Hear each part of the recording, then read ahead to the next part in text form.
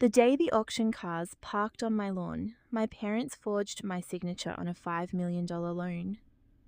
And the scariest part isn't what they did, it's how long I let them get away with things like it before that.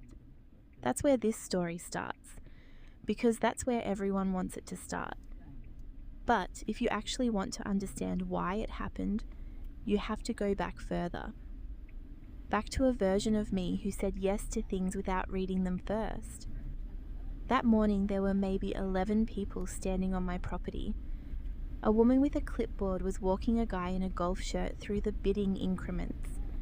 My neighbor Denise stood on her porch with her arms crossed, not looking at me, which told me she already knew more than I did. I remember thinking the grass needed cutting. That's the kind of detail your brain grabs onto when everything else is too big to process. The length of the grass. The house had been paid off for 3 years. I knew that the way you know your own birthday. So when the notice showed up referencing collateral for a defaulted $5 million mortgage, my first thought was a clerical error. I called the bank expecting a 5-minute call and an apology. Instead, a loan officer named Patricia read me an origination date, a co-signer's name, and a disbursement schedule that had paid out money over 18 months. The co-signer was my father. I want to be precise about what happened next, because precision is the only thing that got me through it.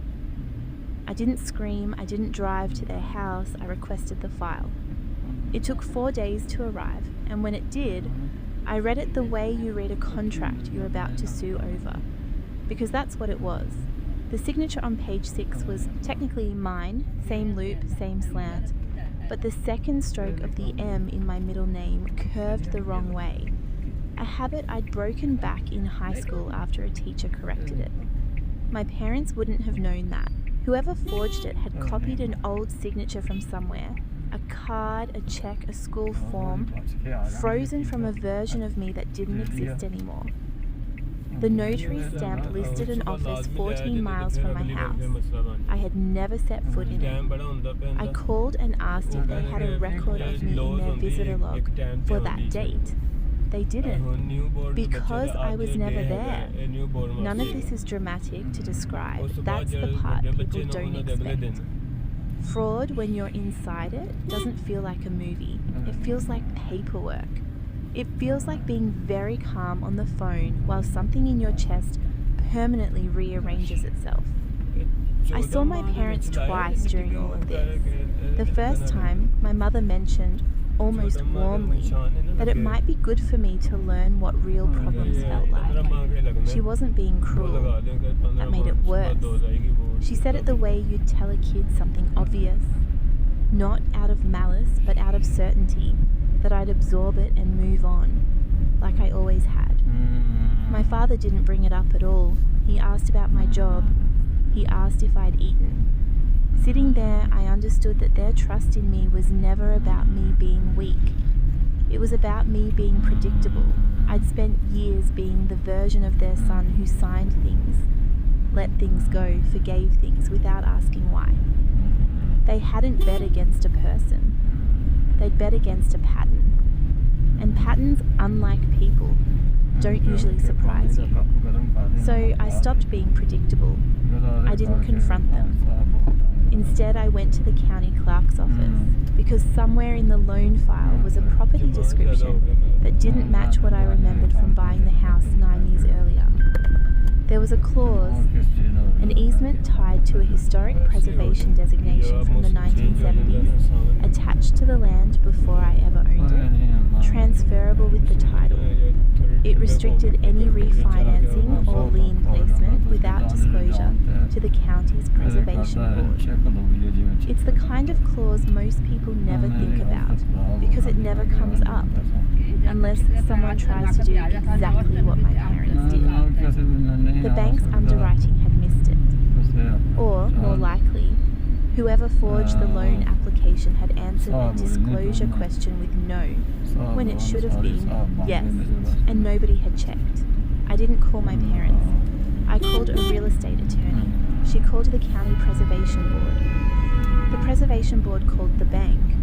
I wasn't in the room for that call, so I can't tell you exactly what was said. What I can tell you is that 4 days later the auction was cancelled. Not quietly, but publicly, with a notice posted the same way the original had been. The bank issued a statement citing lending irregularities requiring further review. That single sentence did more work than any confrontation I could have staged myself. Investigators contacted my parents about 2 weeks later. I know because my father called me, and for the first time in my life he sounded smaller on the phone than I did. He didn't apologise.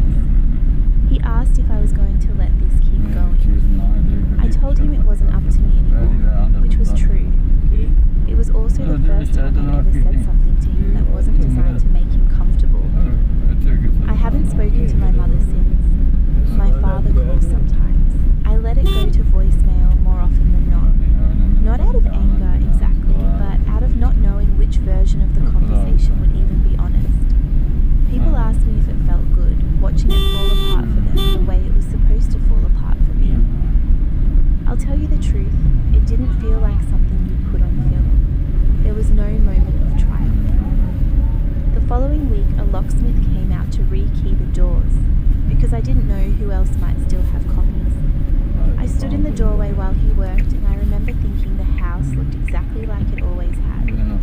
It hadn't. I got the house back. I don't know if I got anything else back. What I have now is less peace than vigilance, a habit of reading things twice, of asking questions I used to think were rude.